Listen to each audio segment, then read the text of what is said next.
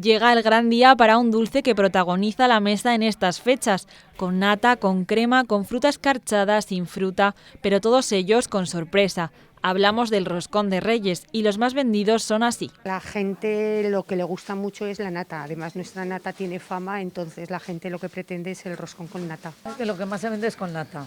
Algunos piden con crema, algunos con trufa también, mitad crema, mitad nata, pero lo que más es el de nata. Pues el tamaño normal, el mediano, porque la gente no hace reuniones, entonces lo que es el tamaño grande este año no se ha hecho. El que más se vende es el mediano. Son muchas las personas que se agolpan ya en la puerta de todas las pastelerías de Aragón para comprar el protagonista de este 6 de enero, que no son los juguetes, sino el roscón de Reyes. Y es que el roscón es un suculento manjar para los más golosos, pero ¿cuál es el secreto de su receta? Siempre es la misma receta.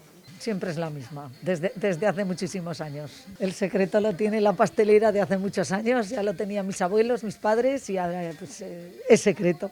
Pues nuestro cariño que ponemos al hacerlo.